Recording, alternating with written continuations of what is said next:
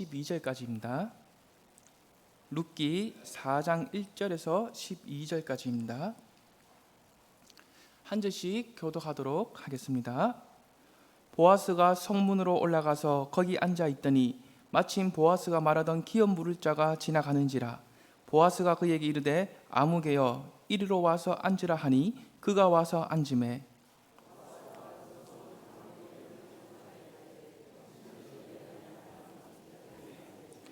보아스가 그 기업 물을 자에게 이르되 모압 지방에서 돌아온 나오미가 우리 형제 엘리멜렉의 소유지를 팔려 함으로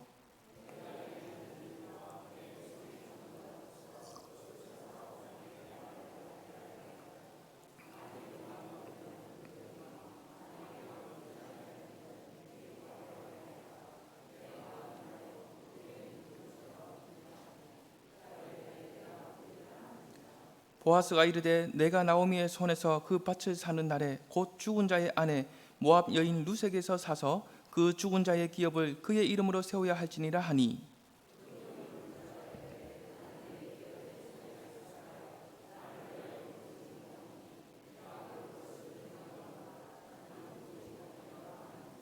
옛적 이스라엘 중에는 모든 것을 무르거나 교환하는 일을 확정하기 위하여 사람이 그의 신을 벗어 그의 이웃에게 주더니 이것이 이스라엘 중에 증명하는 전례가 된지라.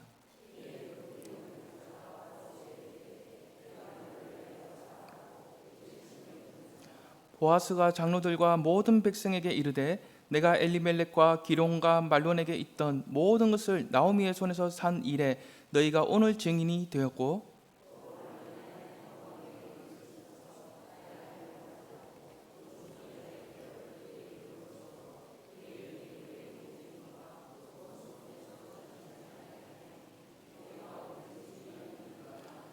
성문에 있는 모든 백성과 장로들이 이르되 우리가 증인이 되나니 여호와께서 내 집에 들어가는 여인으로 이스라엘의 집을 세운 라헬과 레아 두 사람과 같게 하시고 내가 에브라에서 유력하고 베들레헴에서 유명하게 하시기를 원하며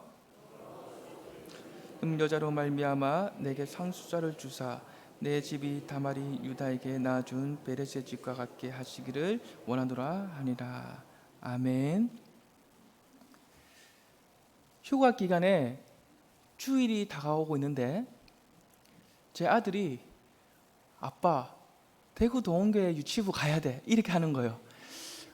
그래가지고 동현아 아빠 휴가인데 이렇게 하니까 막 울고 그때 막 때를 써가지고 한번 식겁을 했어요.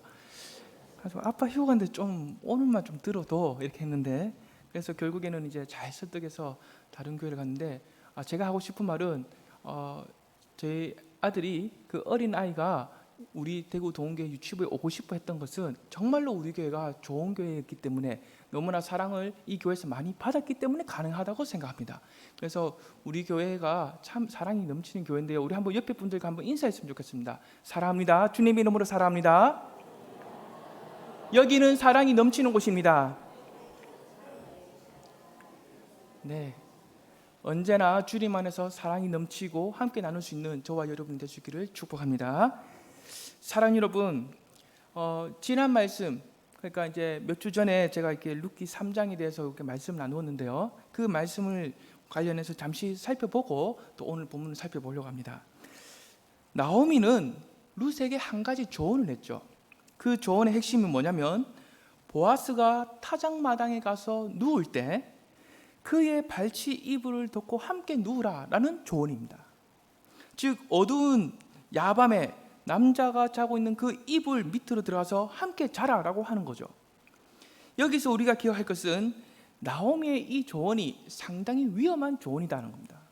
어떤 면에서 그렇습니까? 첫째로 이 당시에는 뭐가 없습니까? 전기가 없어요. 전기가 밤 되면 캄캄합니다. 그래서 달빛에만 의지해서 밤거리를 걸어 다녀야 하는데 기름 등불을 들고 다닌다 할지라도 여성 혼자서 그 어두운 밤거리를 다니면 무슨 일이 생길지 전혀 알 수 없는 거죠. 그리고 두 번째는 보아스가 자기 발치에 누운 그 룻을 음란한 여인으로 판단하여 마을에 가서 고발하게 되면 이 마을 주민들로부터 이 룻은 아주 험악한 일을 당할 수가 있는 겁니다. 그럼에도 불구하고 이 룻은 어떻게 했습니까? 나오미의 조언을 듣고 그대로 아주 과감하게 순종을 하죠. 그 이유가 뭐라고 했습니까? 죽은 남편의 이름과 가문을 다시 명예롭게 회복시키고 싶은데 그 간절함이 있었는데, 나오미의 조언을 들어보니까 이 조언은 이것을 가능하게 하는 하나님의 율법 또는 그분의 말씀을 근거했기 때문입니다.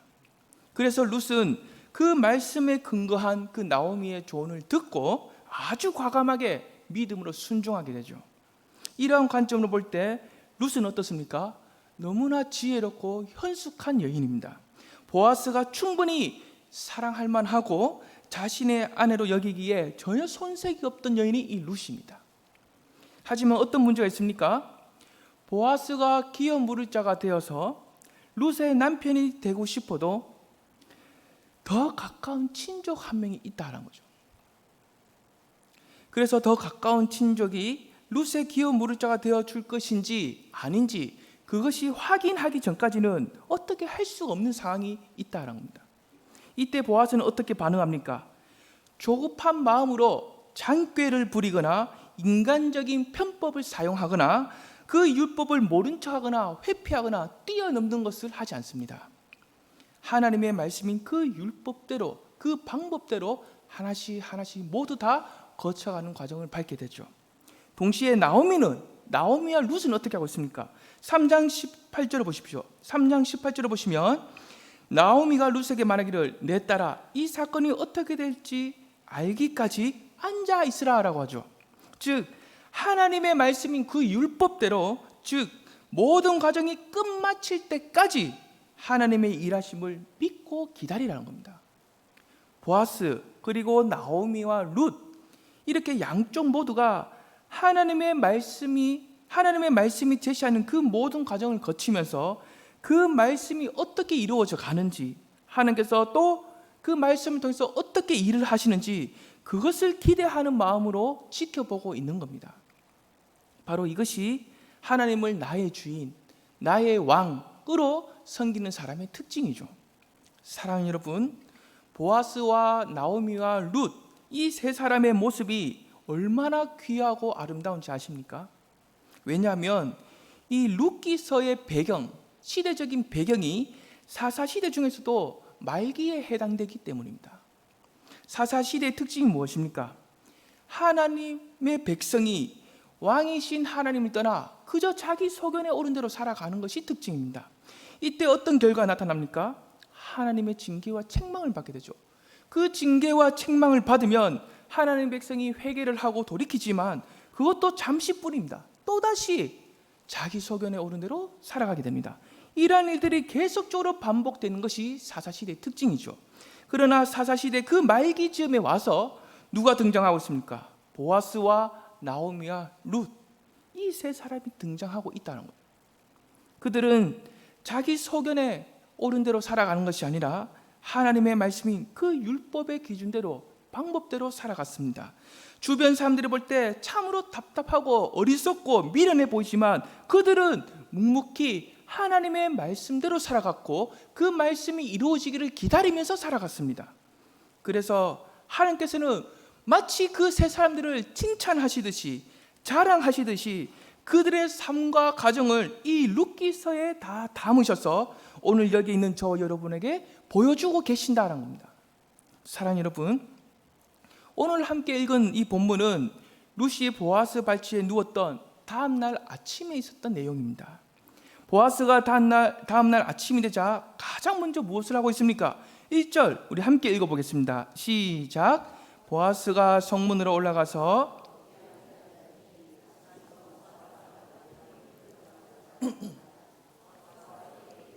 아무개여 이리로 와서 앉으라 하니 그가 와서 앉으매. 사랑 여러분, 보아스가 성문으로 올라간 이유가 무엇입니까? 이 당시의 성문 앞에는 많은 사람들이 지나다녔고 또 휴식을 취하거나 거래를 하는 장소로 사용되었습니다. 또 한 가지는 백성들 가운데서 소송 제기를 하거나 또 일상생활에 어떤 문제가 있을 때 공개적으로 재판하던 장소, 그 장소가 바로 이 성문 앞이었습니다. 바로 이것이 1절에서 재판으로 사용하기 위해 사용되었던 그 이유로 바로 1절에서 보아스가 성문으로 올라가고 있는 거죠. 즉 루색에게 했던 약속을 지키기 위해 모든 사람들이 지켜보는 그 공개적인 장소인 그 재판 장소에서 율법의 모든 과정을 본격적으로 이제 하나씩 밟아가는 것을 보여주고 있는 겁니다. 우리가 이러한 관점으로 볼 때 보아스 그의 마음에 룻을 얼마나 원하고 사랑했는지를 짐작할 수가 있죠. 뿐만 아니라 보아스가 종들을 다스리고 넓은 밭도 있고 누군가의 기업을 물을 수 있다는 것을 볼 때 그만큼 이 보아스는 그의 지위가 높고 상당한 영향력이 있었다라고 볼 수가 있습니다. 그럼에도 불구하고 이 보아스는 어떻게 합니까? 인간적인 편법을 사용하지 않고 모든 사람들이 다 지켜보는 그 공개적인 재판 장소에서 아주 철저하게 말씀대로 행하고 있다는 겁니다. 보아스가 이렇게 했던 이유가 무엇이겠습니까? 왜 말씀대로 합니까? 가진 것이 있고 그만한 상당한 영향력을 줄 수 있고 돈으로도 얼마든지 할 수 있을 건데, 해결할 수 있을 건데, 뇌물도 줘서 해결할 수 있을 건데 왜 그는 말씀대로 이렇게 하나씩 절차를 밟아가고 있는 겁니까? 하나님을 향한 경외하는 마음, 그 마음이 있기 때문이죠. 사랑 여러분, 신앙을 가졌다고 하는 성도들 중에 가장 안타까운 사람은 하나님의 그 분명한 말씀을 내가 받았지만 그럼에도 불구하고 자신의 인간적인 생각으로 편법과 쭌깨를 사용하는 사람입니다. 이러한 사람은 자신의 편법과 꾀에 넘어져서 패망의 길로 가고 있다는 것도 모릅니다. 어느 누가 보든지 안 보든지 간에 하나님의 말씀을 붙들고 인내하며 살아가는 그 기다림도 없습니다. 사랑 여러분, 우리가 아무리 내 마음에서 원하고 소원하는 것이 있다 할지라도 하나님께서 어떻습니까? 주시지 않을 때도 있는 거죠. 그럼에도 불구하고 하나님께 때를 쓰며 얻고자 할 때가 있는데 바로 이것이 믿음이야 라고 생각하면서 살아가는 사람들이 상당히 많은 것 같아요. 그러나 개인적으로 저는 꼭 그것만이 믿음이라고 생각하지 않습니다. 왜냐하면 내가 아무리 원하고 소원하는 것이 있다 할지라도 때로는 하나님께서 주권적으로 주시지 않을 때도 있기 때문입니다. 그때는 어떻게 해야 합니까? 하나님의 섭리와 주권을 인정하면서 그것을 포기하는 결단을 가지는 것, 이것도 또한 믿음이라는 것을 우리가 기억해야 합니다. 제가 말하고자 하는 것은 성도가 이 땅에서 살아갈 때 하나님께서 주시지 않는 것을 억지로 탐내지 않으려는 그러한 태도를 가질 필요가 있다는 거죠. 그렇다면 이러한 태도는 어디에서부터 나오게 되는 겁니까? 하나님을 경외하는 그 마음에서 이러한 태도가 나오는 거죠. 사랑 여러분, 우리가 살아가는 이 세상은 우리 안에 있는 탐욕을 자꾸만 끊임없이 자극을 시킵니다. 마치 눈앞에 있는 룻을 얻기 위해 인간적인 생각과 편법, 장깨 이 다 사용해서 얻으면 된다고 우리에게 자극을 시키는 것이 바로 이 세상입니다. 하지만 보아스는 어떻겠습니까? 말씀의 절차와 공개적인 그 방법대로 진행하지 않으면 결코 얻지 않겠다는 결단을 갖고 있었습니다. 어떤 면에서 보면 지금 보아스는 하나님의 말씀대로 살아내기 위해서 거룩한 희생을 하고 있는 거죠. 바로 이것이 살아계신 하나님의 손길, 역사를 기대하는 사람들에게 나타나는 특징입니다. 사랑 여러분, 세상 사람들이 우리한테 전혀 관심이 없는 것 같지만 우리가 작은 실수 하나만 하면 어떻게 됩니까? 온갖 비난과 조롱을 쏟아냅니다. 그만큼 우리를 주시해서 지켜보고 있다는 거죠. 그래서 성도라는 그 이름 하나 때문에 우리는 상대적으로 그들보다 더 정직하고 더 많은 책임감을 갖고 살아가야 합니다. 이렇게 살아가는 것이 도덕적으로 윤리적으로 옳기 때문에 그렇게 살아가야 하는 것이 아니라 하나님께서 나의 주인, 나의 왕이심, 이것을 인정하기 때문에 그렇게 살아가야 합니다. 그래서 사사시대의 백성들처럼 자기 소견에 옳은 대로 살아가는 것을 우리가 완강하게 거부하고 바로 그것을 거부하고 하나님의 말씀을 따라 살아가기를 원하는 것, 바로 이것이 보아스가 가졌던 희생이자 오늘날 저와 여러분이 가져야 할 희생입니다. 사랑하는 여러분, 물건을 구입하고 카드를 결제할 때 어떤 사람이 이제 사인을 하는 걸 봤는데 보니까 영수증 확인도 하지 않고 어떻게 사인한지 아십니까? 한 줄 딱 그어버리더라고요. 줄 사인을 이렇게 영수증을 확인하고 꼼꼼하게 확인하고 이렇게 이름을 이렇게 꼼꼼하게 사인을 하는 것이 아니라 줄 하나 딱 그어버리더라고요. 또 어떤 사람은 음식 배달을 시켰는데 도착 시간이 되면 바로 전화를 합니다. 음식이 아직 도착 안 했다고 전화를 하죠. 그리고 어떻게 통화를 하고 난 후에 끊고 난 후에 또 3분 뒤에 또 전화하고 또 5분 뒤에 전화하고 자꾸 이렇게 확인하면서 음식이 왜 빨리 안 오냐고 전화를 하더라고요. 제가 말하고 싶은 것은 어느 날 많은 사람들이 너무나 급하게 빨리빨리 조급한 마음으로 살아가고 있다는 겁니다. 카드 사인 하나도 내 이름을 쓰지 않을 만큼 줄 하나 끄는 만큼 너무나 급하게 살아가는 것 같습니다.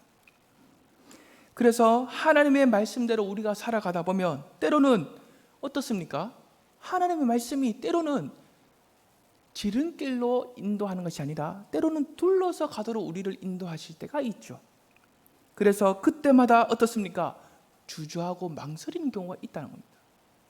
사랑하는 여러분, 조급한 마음에 편법을 써서 지름길로 빨리 가는 것보다 더 우리에게 중요한 것은 조금 둘러서 가더라도 말씀 따라가는 겁니다. 세상은 말씀대로 살아가는 우리를 향해 빠르게 가야 하는데 왜 그 말씀대로 둘러서 가느냐라고 하지만 우리의 기준은 무엇입니까? 하나님의 말씀입니다.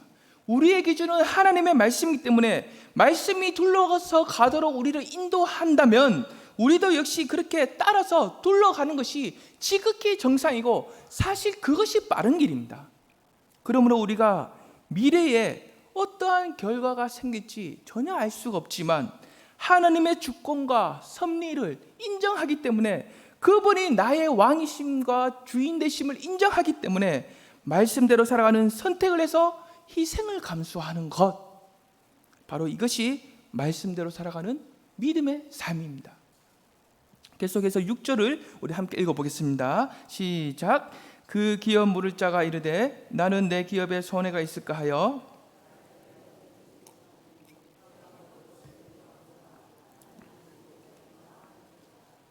사랑하는 여러분, 보아스보다 더 가까운 친족이 있죠.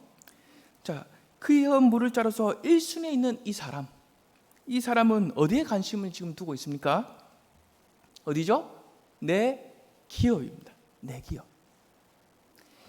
내 기업에 손해될까 있어서 기업을 모르지 못한다고 하죠. 그의 모든 관심은 내 기업에 손해될까라는 것에 관심이 있는 겁니다. 사랑하는 여러분, 하나님의 율법을 근거한 말씀에 근거한 이 고엘 제도는 불쌍한 과부의 고통과 눈물과 형편을 돌아보고 그래서 그들에게 안전한 휴식과 피난처 그것을 제공하기 위해서 이 제도가 만들어진 겁니다. 하지만 지금 이 사람은 하나님의 말씀인 이 율법이 불쌍한 과부에게 적용이 되어서 하나님께서 그 율법을 어떻게 이루어 가시는지 거기에는 전혀 관심이 없더라는 겁니다. 그저 나 자신과 나의 기업의 손해만 받지 않는 것에만 관심이 있는 거죠. 그래서 다른 일을 위해서 조금 더 이 사람은 손해를 볼 수가 없는 겁니다. 그래서 8절을 보시면 자신의 신을 벗는 모습이 나오고 있는데 이것은 기업 물을 자의 그 권리를 포기한다라는 겁니다. 즉 하나님의 말씀을 통해 불쌍한 과부를 돌아보고 살피는 것을 확인이 되었지만 하나님의 말씀이 분명히 그것을 원한다는 것을 내가 확인이 되었지만 그럼에도 이 사람은 신을 벗으면서 포기하고 있다는 겁니다. 그러므로 이 사람은 기업 물을 자의 그 권리만 포기하고 있는 것이 아니라 하나님의 주권을 인정하면서 그 말씀이 어떻게 이루어져 가는지 그것을 볼 수 있는, 누릴 수 있는 특권까지도 포기하고 있다는 겁니다. 육신의 눈으로 보면 나에게 참 많은 손해와 희생을 요구하는 것처럼 보이지만 영적인 눈으로 보면 어떻습니까? 하나님의 일하심과 섭리를 분명하게 보면서 넘치는 그 은혜와 풍성함이 있는 겁니다. 그런데 이 사람은 그것을 전혀 깨닫지 못하고 포기하고 있다는 거죠.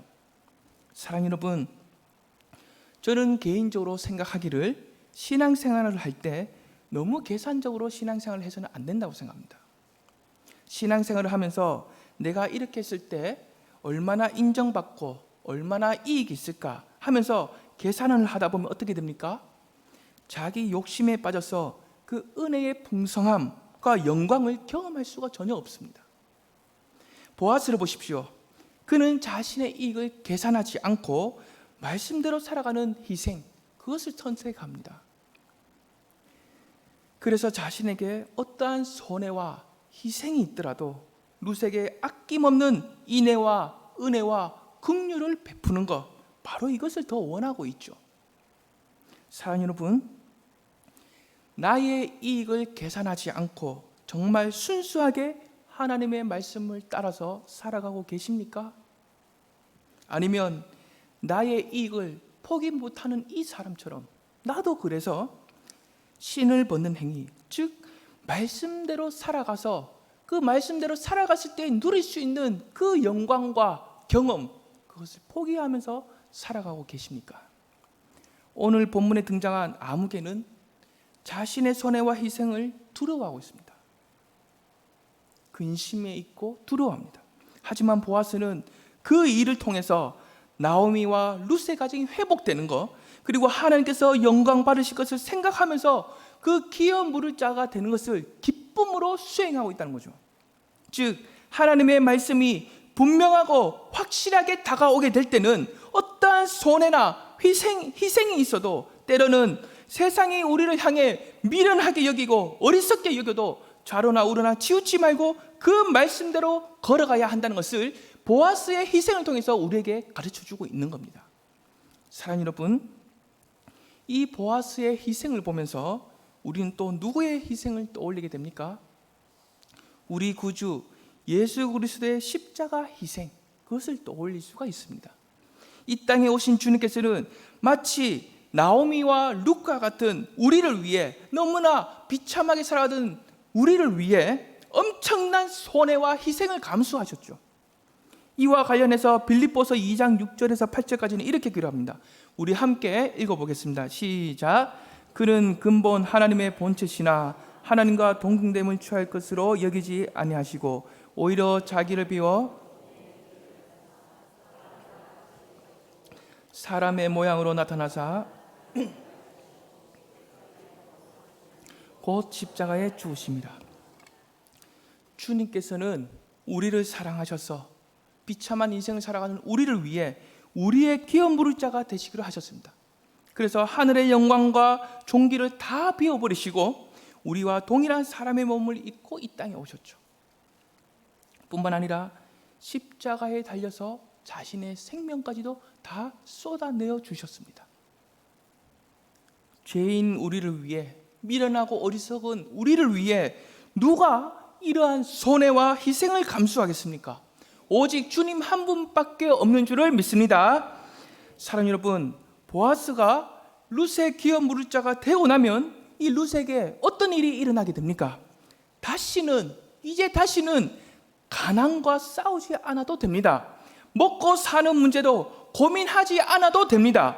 밭에 나가서 힘들게 이삭을 줍지 않아도 됩니다. 미래에 대한 그 두려움도 가질 필요가 없게 됩니다. 즉 룻에게 있던 모든 고통과 가난과 비참함, 두려움, 불안, 이러한 것들이 모두 다 하나같이 해결이 되는 겁니다.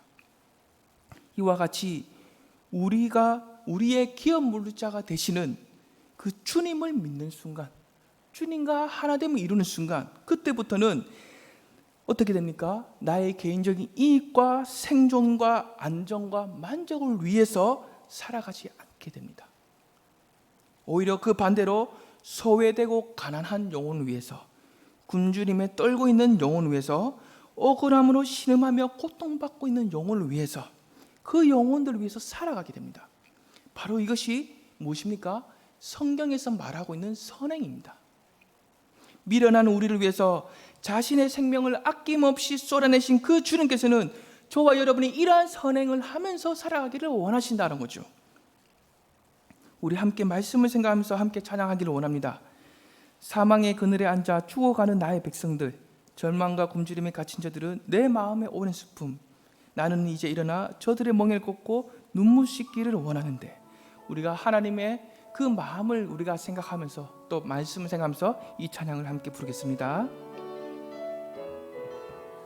사망의 그늘에 앉아 죽어가는 나의 백성들, 절망과 굶주림에 갇힌 저들은 내 마음에 오랜 슬픈 고통의 멍에 매여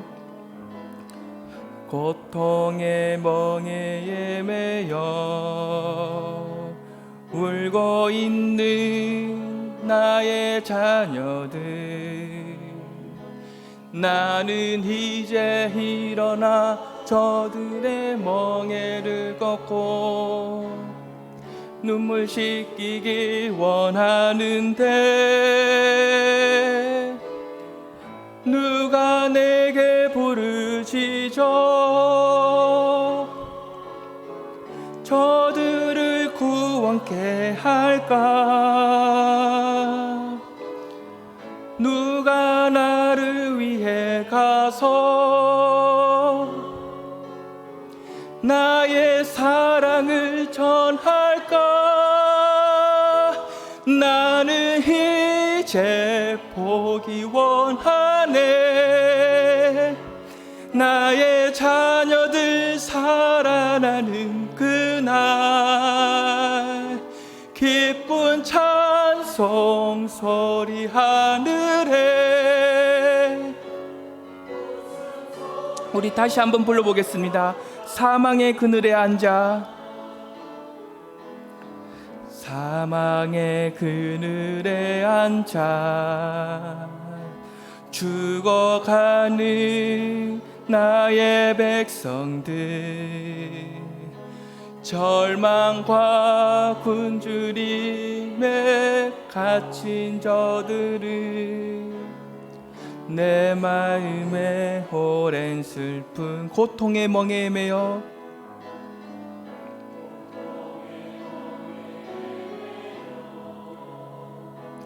울고 있는 나의 자녀들, 나는 이제 일어나 저들의 멍에를 꺾고 눈물 씻기기 원하는데, 누가 내게 부르짖어? 누가 내게 부르짖어 저들을 구원케 할까? 누가 나를 위해 가서 나의 사랑을 전할까? 나는 이제 보기 원하네. 나의 자녀들 살아나는 그날, 기쁜 찬송 소리 하늘에. 나는 이제 보기 원하네. 나는 이제 보기 원하네. 나의 자녀들 살아나는 그날, 기쁜 찬송 소리 하늘에. 웃음소리 온 땅 가득한 웃음소리, 웃음소리 온 땅 가득한 그날.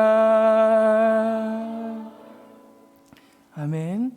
사랑하는 여러분, 우리에게 어떠한 손해와 희생이 있어도 선한 의지를 갖고 정말 순수하게 내게 주신 그 말씀대로 살아갈 수 있기를 간절히 원합니다. 또한 하나님의 말씀이 요구하는 그 선행을 하나님을 경외하는 마음으로 기쁘게 순종할 수 있기를 원합니다. 그래서 우리의 삶이 말씀대로 이루어지는 경험으로 넘쳐나고 가득히 넘쳐나고 동시에 그 선한 영향력이 우리 주변에 있는 가족과 이웃들에게도 전해져서 그들도 함께 살아나는 그 역사가 나타나기를 간절히 축복합니다. 기도하겠습니다. 자비롭고 은혜가 풍성하신 하나님 아버지, 이 땅에서 우리가 살아가면서 아버지의 분명한 말씀을 받게 될 때 아버지의 말씀을 분명하게